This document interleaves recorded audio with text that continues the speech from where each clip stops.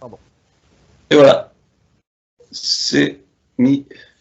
Alors, petite enquête sur la montagne Bugarache. Donc, Bugarache, comment tu perçois cette montagne? J'ai le mot fantasmagorique. Je sais pas si ça veut dire quelque chose. Euh,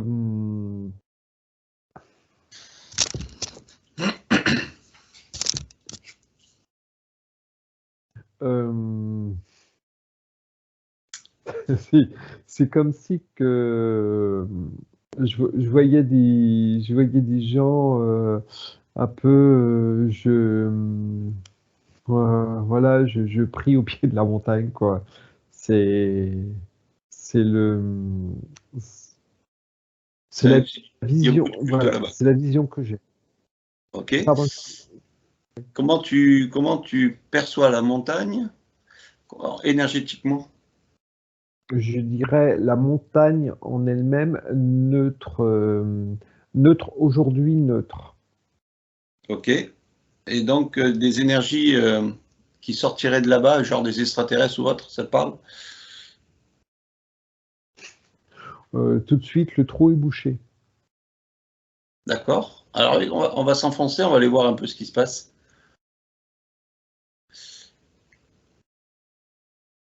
Ouvre la porte. Non, au contraire, elle est refermée. Il y a une porte détruite. Oh, ça me balance des fréquences. J'ai une porte. Alors, on en revient un petit peu à genre porte des étoiles. Bon, après, voilà, c'est ma vision de voir cette porte. Elle est détruite. Euh, il y Alors, a, alors attends, on récapitule. Physiquement, elle est fermée, la montagne, à un endroit. oui, Donc, il y a bien une grotte, on va dire, ou un trou. Donc, ils ont fermé physiquement ce trou. oui. OK. Oui, oui, tu vois, j'ai des bruits de dynamite. Oui, c'est vraiment, Donc, oui, c'est pas d'aujourd'hui qu'elle a été fermée. non. Tu peux, alors pas donner une date, mais à peu près voir si c'est là, dans les dernières années, là, 100 ans, ou si ça vient beaucoup, beaucoup plus loin. J'ai 2012 qui vient. C'est pas la première fois que j'ai la date de 2012. Euh, Donc peut-être qu'à 2012, il y a eu trop de gens qui y sont allés, ils ont peut-être voulu fermer le lieu. il y a des choses, oui, de toute manière, oui, le lieu a été fermé parce qu'il y a des choses qu'il ne faut pas que l'on voit. Et ce qui me,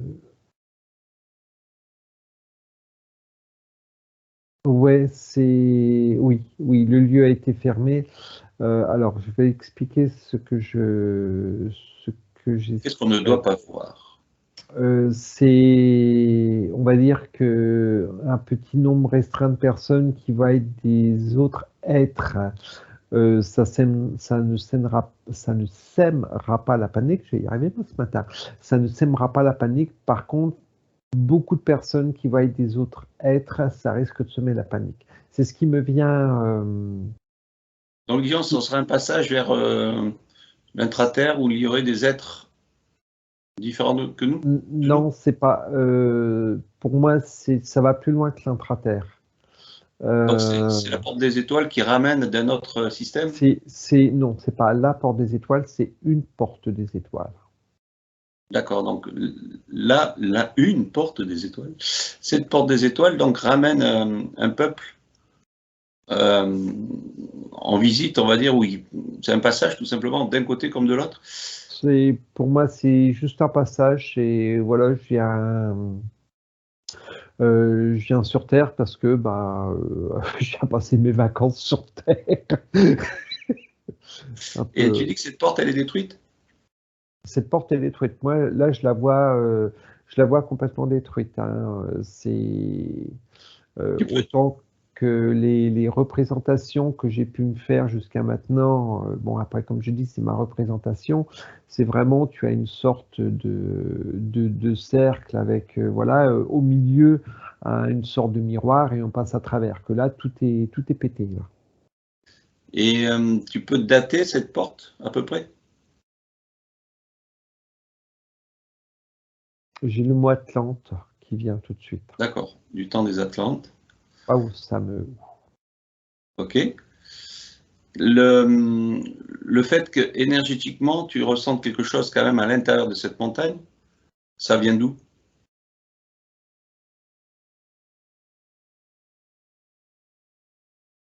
Alors,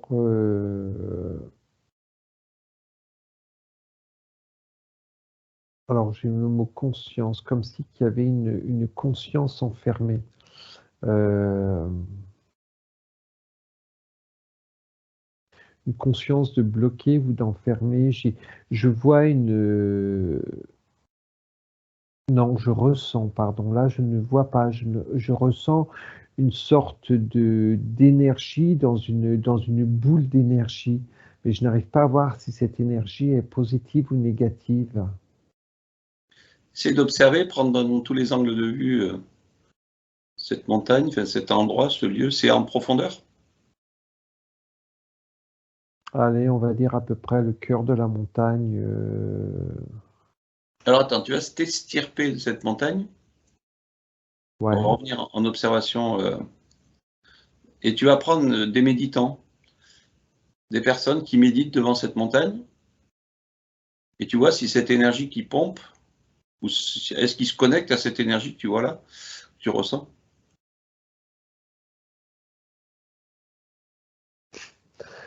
Cette énergie se nourrit de leur énergie.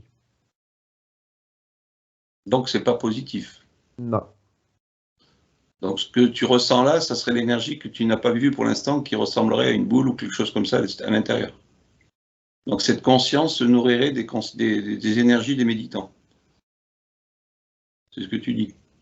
Oui, tu vois, ce qui vient de me venir, c'est que cette énergie a été implantée après. C'est Ils se sont pour, servis du lieu. voilà, pour nourrir, waouh, j'ai le mot pour nourrir les croyances. Et est-ce que ce ne serait pas l'homme, par la croyance de penser qu'il y a des extraterrestres là-dedans, qui n'aurait pas créé cette énergie, cette boule d'énergie?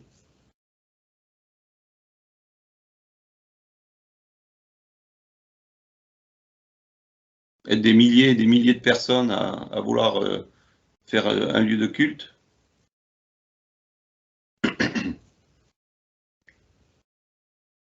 Non, ils ont, euh, ils ont réveillé cette énergie. Alors, je pars sur ce que tu viens de proposer. C'est comme si que cette énergie était là depuis très très longtemps, et le fait que ces personnes viennent amener leurs intentions ou quoi que ce soit autour j'aime pas ce mot montagne, de cette colline ou de, mais le mot montagne ne résonne pas, hein. Leurs intentions à réveiller cette énergie. Et aujourd'hui, cette énergie se nourrit de leur énergie. Est-ce que tu comprends voilà. Donc là, si tu prends un méditant devant, qui médite normalement, sans aucun principe, juste du laisser aller, et en se disant je vais me mettre à m'harmoniser avec ce lieu. Comment tu vois la chose donc du coup? Il ne s'harmonisera pas avec ce lieu, il s'harmonisera avec cette énergie.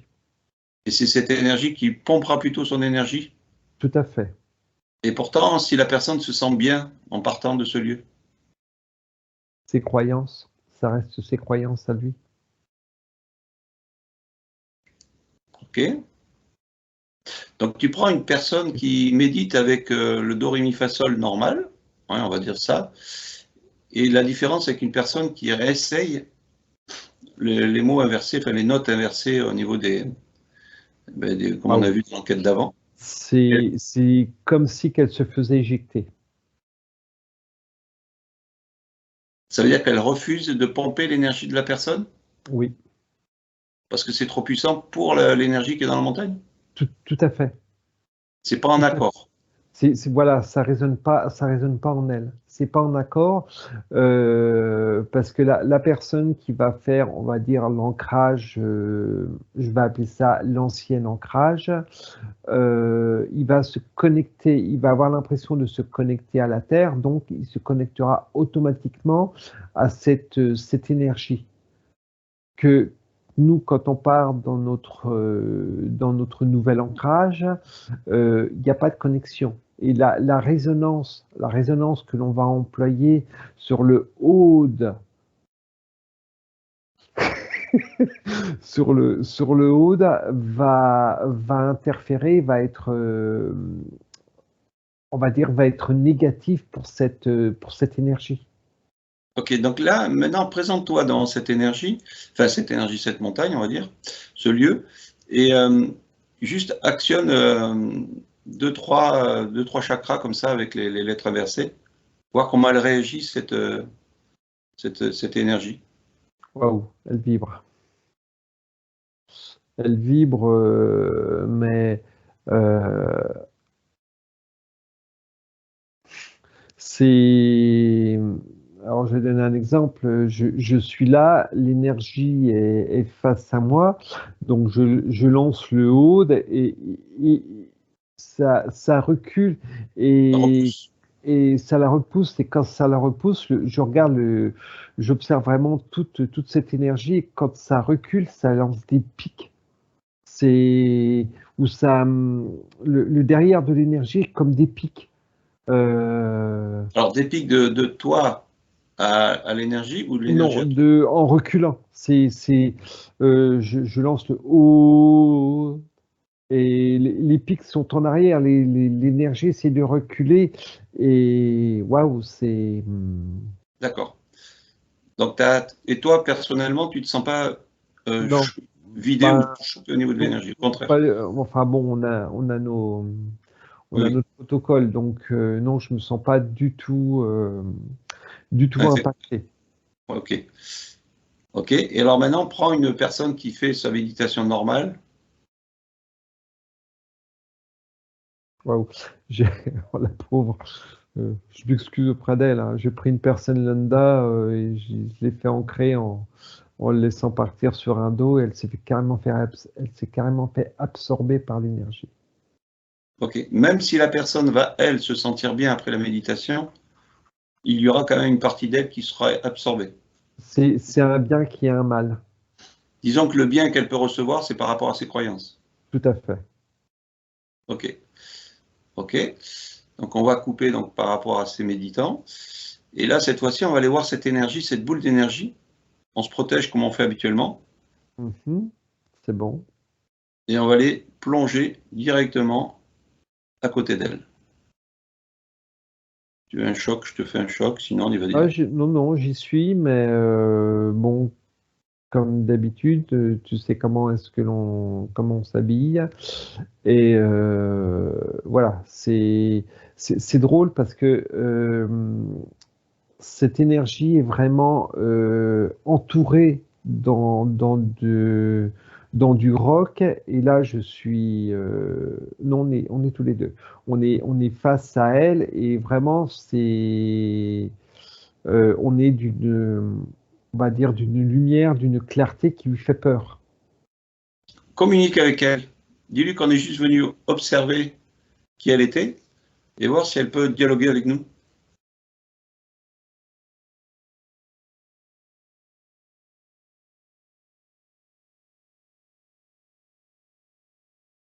Alors, pour l'instant, c'est la terreur. J'essaie d'apaiser. Donc, ce que je fais, tout en gardant la même protection, on, on réduit on va dire, on réduit notre lumière. Alors, on ne va pas réduire notre lumière, on va garder notre lumière, mais ce qu'on va faire, c'est envoyer une intention plutôt neutre, lui montrer qu'il n'y a pas de dualité dans nos intentions. On garde nos hautes fréquences Et on voit plutôt une dualité, on sort de la dualité au niveau de la fréquence. On est juste là en train de l'observer et juste vouloir lui poser des questions, tout en étant dans une neutralité parfaite, mais qu'elle ait bien l'intention, qu'elle reçoive bien l'intention neutre, de façon qu'elle voit qu'on ne veut pas l'impacter ou faire quoi que ce soit sur elle.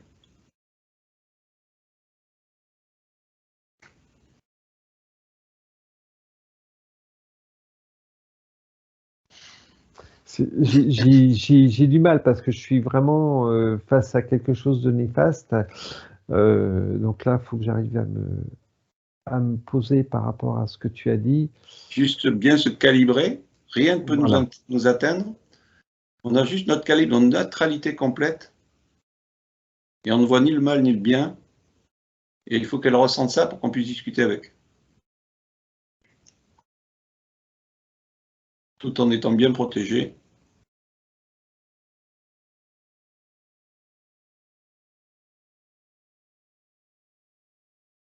Ok, c'est bon. Qu'est-ce qu'elle pourrait nous dire?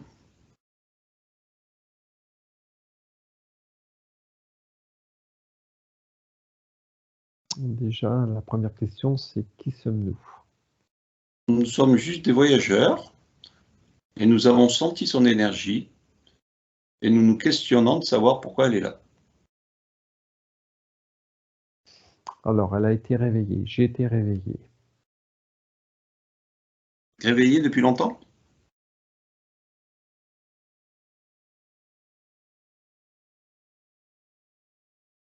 Alors, ce qui est marrant, c'est que j'ai deux choses qui viennent. J'ai 2012 et après, j'ai depuis la nuit des temps. D'accord. Je vais la tutoyer, qui t'a enfermé dedans, dans cet endroit, dans ce lieu? Alors, j'ai tout de suite Ashtar qui vient. D'accord. Et comment, pour quelle raison?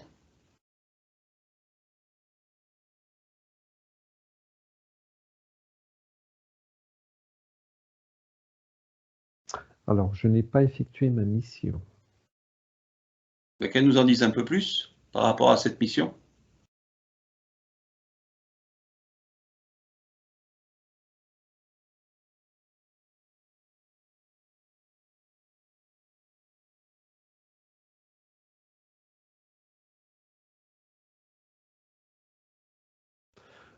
Euh,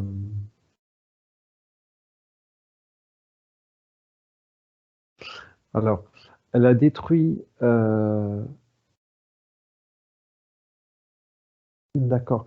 J'ai l'image comme si qu'elle avait détruit une porte des étoiles. Euh, d'accord. Elle a détruit une porte des étoiles, donc elle était enfermée, emmurée. Cette conscience a été emmurée et pour lui montrer que waouh, j'ai le mot, enfin la vision que Ashtar s'est déplacé en personne. Le fait d'avoir désobéi à Ashtar, le fait d'avoir cassé cette porte, il l'a emmuré, mais de façon que cette conscience voit ce qui allait se passer par la suite. Et Ashtar a refait une autre porte des étoiles pour lui montrer que on ne, on ne désobéit pas. On ne désobéit pas aux ordres que je donne. D'accord. Et donc, cette porte des étoiles qui est cassée à cet endroit-là où tu as vu, fait partie d'un de ces actes-là? Non, celle-ci est la deuxième. Alors, que je m'explique mieux. Celle que cette conscience a détruit, c'est comme si que cette grotte était posée dessus. L'autre, l'autre qui a été l'autre a été détruit en accord avec la race, les races extraterrestres et la race humaine, la deuxième. Mais elle a été détruite, et là, j'ai encore le chiffre 2012 qui revient, comme tout à l'heure, aux alentours de 2012. Ok. Bon, on ne va pas s'occuper de ces portes. on va s'occuper d'elle tout simplement. Si tu observes à l'intérieur d'elle, tu la sens vraiment noire.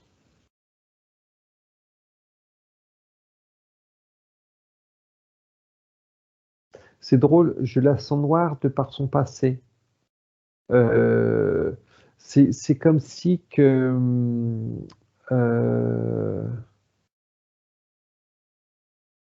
ok, c'est comme si que les premières énergies qui ont commencé à venir on va dire, se recueillir autour n'étaient pas spécialement positives. Et ben, le fait d'avoir absorbé ces énergies négatives ont continué à se transformer en énergie négative. Ok. Pourquoi elle pompe l'énergie des gens qui viennent méditer?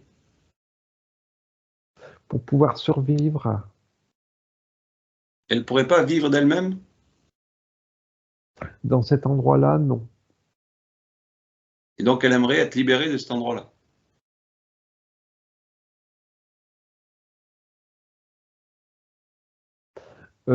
Pour aller où?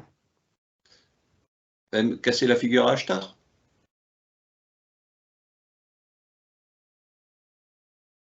Il est trop puissant. On peut pas, on peut pas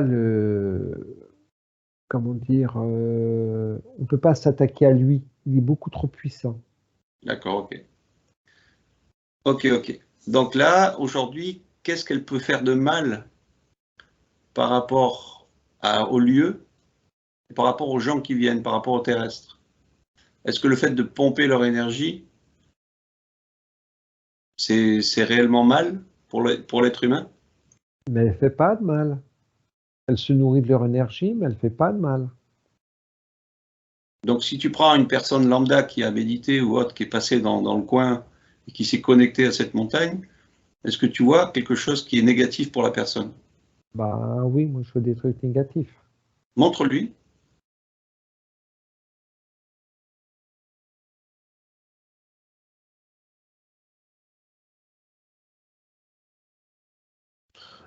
Euh,